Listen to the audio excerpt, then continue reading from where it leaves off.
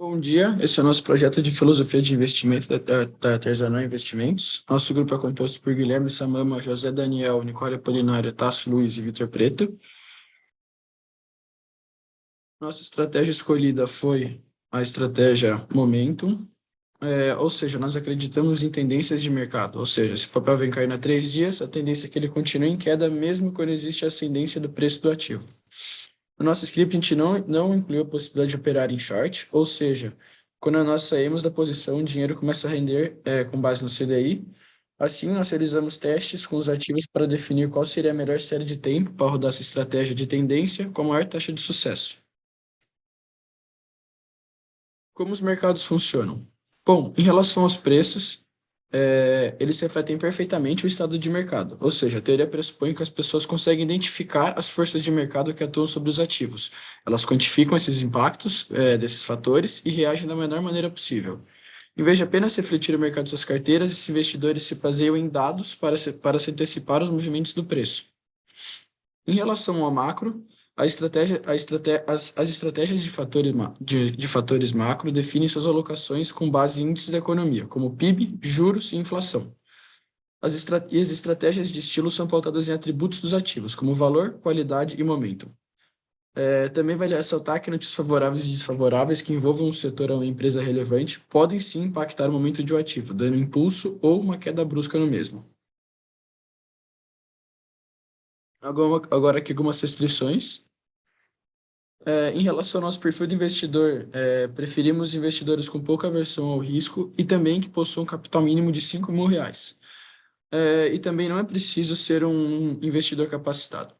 Em relação à viabilidade do nosso fundo, estimamos que devemos ter pelo menos um capital de R$ 200.000 para ter uma liquidez e uma diversificação mínima de risco. Eu dando continuidade, agora eu vou falar um pouco de como a gente vai entrar e sair de uma posição. O nosso código ele vai mandar sinais, por exemplo, se a gente escolheu uma média de 3 dias, ele vai ver se nesses 3 dias houve um crescimento ou decréscimo do valor do ativo. Se houve um crescimento, ele vai mandar um sinal de compra, e se houve decréscimo, ele vai mandar um sinal de venda. Por exemplo, eu estou posicionado agora e ele manda um sinal de venda, então eu vou vender a posição e vou ficar sem nada, porque a gente não entra short. E para determinar essa média que a gente vai usar, a gente acabou colocando no nosso script um loop para cada ativo, para a gente determinar qual a melhor média, qual a melhor tendência do papel, como vocês podem ver na imagem.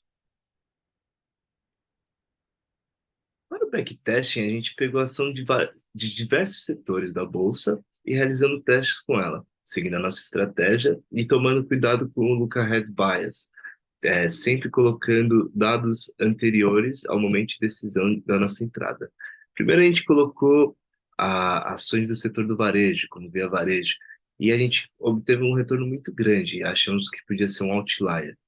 Depois, pegamos o setor de carnes e derivados.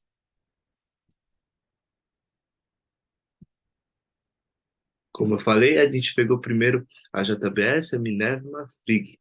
E como benchmark, a gente resolveu usar o Ibovespa, ou melhor, o BOVA11, que replica o movimento do índice Ibovespa. A gente achou que o CDI não seria ideal nesse caso, porque no Brasil os juros são muito altos. Bom, agora falando um pouquinho sobre o desempenho da nossa estratégia. Como a gente comentou, a gente escolheu o setor de carne e derivados. E a gente vê aqui a primeira empresa que a gente testou foi a Minerva.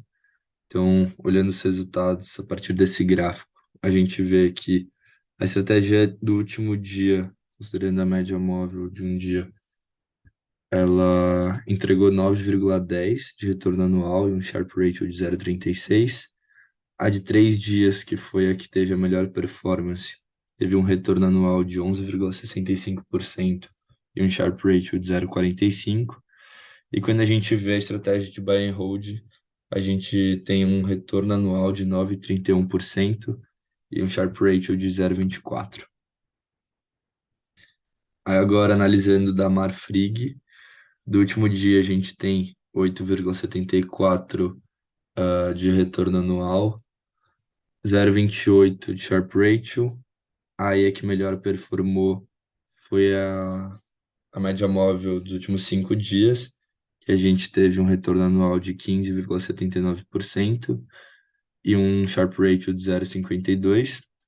E a Buy and Hold, a gente teve um retorno ali de 4,8% anual e 0,10 no Sharp Ratio. E por último, a última empresa que a gente analisou desse setor, a gente vê ali que em um dia a gente tem um retorno negativo de 11,95% ao ano, Sharp Ratio negativo também, 0,37. A média móvel que melhor performou foi a de 90 dias, que entregou um retorno de 10,75% anual, 0,34 Sharp Ratio. E a Buy and Hold, a gente teve um retorno de 17,75% ao ano e um Sharp Ratio de 0,37. E aí, aqui nesse gráfico, comparando as três melhores médias móveis com o índice Bovespa, a gente vê que nas três a gente teve um resultado melhor que Bovespa, então a gente conseguiu bater. E por fim, ali, pegando os resultados, fazendo um backtesting, a gente, para evitar um viés dos nossos resultados, a gente resolveu pegar outros setores. Então a gente vê aí Bradesco, Petrobras e Minas. E aí aqui a gente também usou a média de um dia, além do buy and hold. Então aqui do Bradesco a gente vê um retorno anual de 12,34%, Sharp Ratio de 0,42%, buy and hold de 11,61% ao ano de retorno e 0,27% de Sharp Ratio. Na Petri 4 a gente vê no último dia um retorno de quase 2,5%, um Sharp Ratio de 0,08%, e no Buy and Hold um retorno anual de 12,24% e um Sharp Ratio de 0,25%. E por fim, na Uzi Minas, a gente vê aí no último dia um retorno de 28,6%, Sharp Ratio de 0,74%, e na estratégia de buy and hold, um retorno negativo de 1,51% e um Sharp Ratio negativo também, 0,03.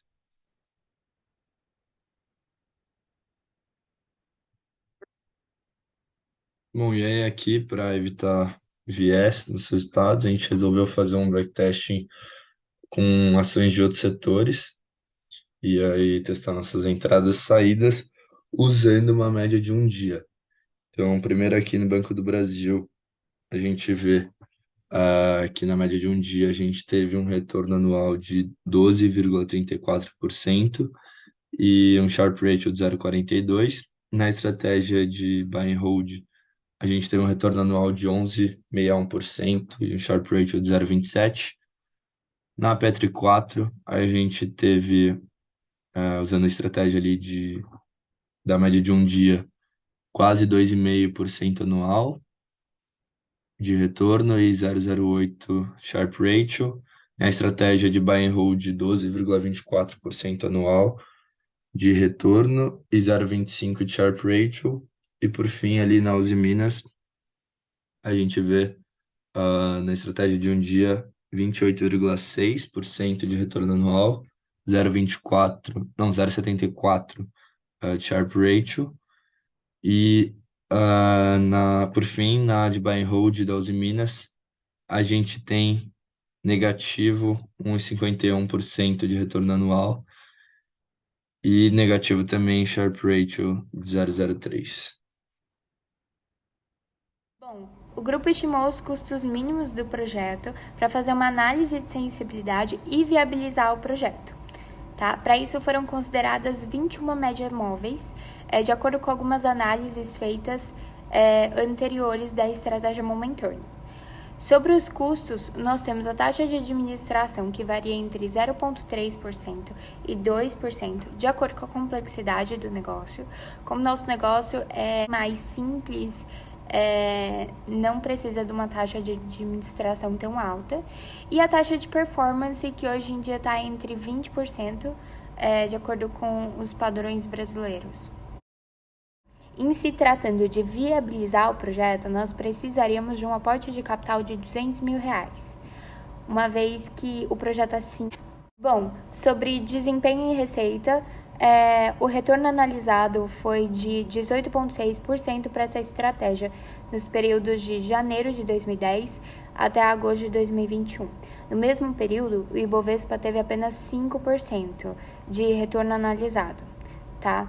Em se tratando de viabilizar o projeto, nós precisaríamos de um aporte de capital de R$200 mil, uma vez que o projeto é simples, então os custos não são muito exagerados, a gente só precisa manter a parte operacional e ter uma equipe boa, tá? E os fundos de captação, as formas de captação, seria empresas de venture capital, como a Canary.